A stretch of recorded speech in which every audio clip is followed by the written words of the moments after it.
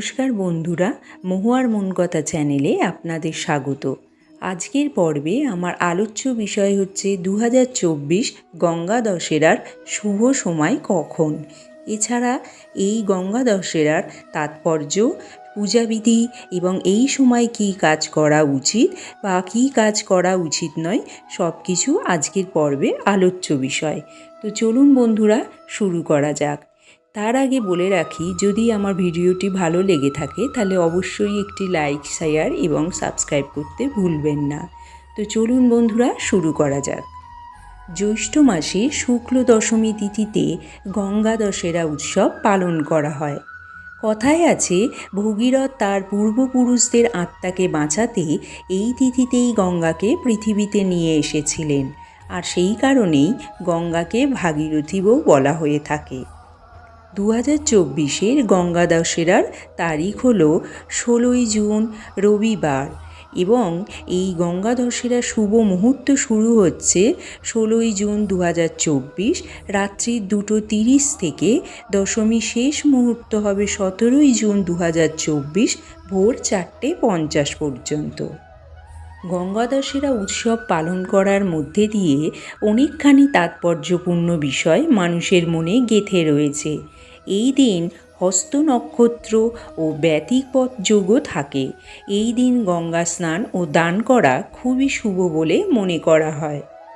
চলুন বন্ধুরা, এবার শুরু করা যাক গঙ্গা দশেরার তাৎপর্য। বিশ্বাস করা হয় যে মা গঙ্গা দেবী যেদিন পৃথিবীতে অবতীর্ণ হয়েছিলেন সেদিন খুবই অনন্য ও খুবই সৌভাগ্যশালী মুহূর্ত ছিল। আর ধর্মীয় বিশ্বাস অনুসারে দেবী গঙ্গার পুজো করলে মানুষের 10 প্রকার পাপ থেকে মুক্ত লাভ পাওয়া যায়। পুজোর দিন মায়ের ধ্যান ও স্নানের দ্বারা কোনো ব্যক্তি কাম, ক্রোধ, লোভ, মোহ এছাড়া হিংসা, ছলনা, হত্যা, জালিয়াতির মতো গুরুতর পাপ থেকে মুক্তি পেতে পারেন। গঙ্গা মায়ের পুজোর পাশাপাশি এই দিন দানের মতো পুণ্য কাজ করলেও অনেক পাপ থেকে মুক্তি লাভ পাওয়া যায়। এই তিথিতে যে নিয়মগুলো মেনে চললে আপনার জীবনে সুখ ও সমৃদ্ধিতে ভরে যাবে, এবার সেই বিষয়ে আলোচনা করব। তো চলুন বন্ধুরা, শুরু করি। গঙ্গা প্রবাহ যাতে পৃথিবীতে ধ্বংস না হয় তার জন্য দেবাদিদেব মহাদেব গঙ্গাকে তার নিজের জটায় ধারণ করে ধীরে ধীরে গঙ্গাকে প্রবাহিত করেছিলেন। তাই এই দিন শিব পুজো করলেও বিশেষ উপকার পাওয়া যায়। এই দিন শিবলিঙ্গকে গঙ্গা জল দিয়ে অভিষেক করলে তাতে মহাদেব খুবই সন্তুষ্ট হন এবং ভক্তের মনস্কামনা পূর্ণ হয়। দশহরা পুজোর দিন গঙ্গা স্নান করা এবং আপনার সমস্ত পাপ ধুয়ে মুছে যাওয়া একসাথেই সম্ভব। আপনি পুণ্য অর্জন করতে পারবেন। 10টি ফল দিয়ে দেবী গঙ্গার পুজো করুন। দেবীকে কর্মফল হরণ করে মুক্তি বা মহাফল প্রদান করবেন। এই তিথিতে দান ধ্যান করলে বিশেষ ফল পাওয়া যায়। তাছাড়া এই দিনে দান করলে যে পুণ্য অর্জন করা যায় তার ফলে শত জন্ম প্রবাহিত হতে থাকে। সমস্ত রকম পাপ কাজ থেকে নিজেকে বিরত রেখে গঙ্গা দশেরার দিন পুজো অর্চনা করতে হয়।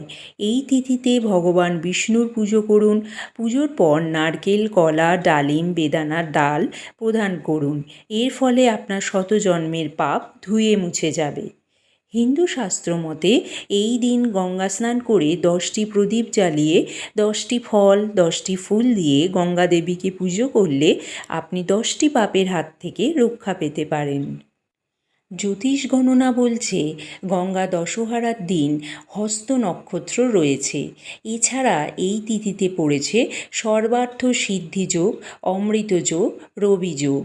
16ই জুন গোটা দিন থাকবে রবি যোগ। এছাড়া বেলা 10:23 থেকে হবে সর্বার্থ সিদ্ধি যোগ। বলা হয় গঙ্গা দশেরার দিন গঙ্গা স্নান করলে 10টি পাপ থেকে মুক্তি লাভ পাওয়া যায়। তার মধ্যে 3টি বাচিক পাপ, 3টি শারীরিক পাপ ও 4টি মানসিক পাপ। এবার বন্ধুরা, আলোচনা করা যাক গঙ্গা দশেরার পুরানো কাহিনী। পৌরাণিক কাহিনী অনুসারে অশ্বমেধ যজ্ঞের জন্য কপিল মুনির আশ্রম থেকে সাগর রাজার 60,000 পুত্র ঘোড়া চুরি করার চেষ্টা করেছিলেন। সেই সময় কপিল মুনিকে অপমান করায় তার ক্রোধে তারা ভস্মে পরিণত হন। পরে ভগীরথ রাজা হয়ে এই ঘটনার কথা জেনে সাগর রাজাদের পুত্রদের প্রাণ ফিরিয়ে দেওয়ার জন্য কঠোর তপস্যা করেন। তার সাধনায় তুষ্ট হয়ে ব্রহ্মা বর দেন যে কেবলমাত্র গঙ্গার স্পর্শেই এরা প্রাণ ফিরে পেতে পারেন।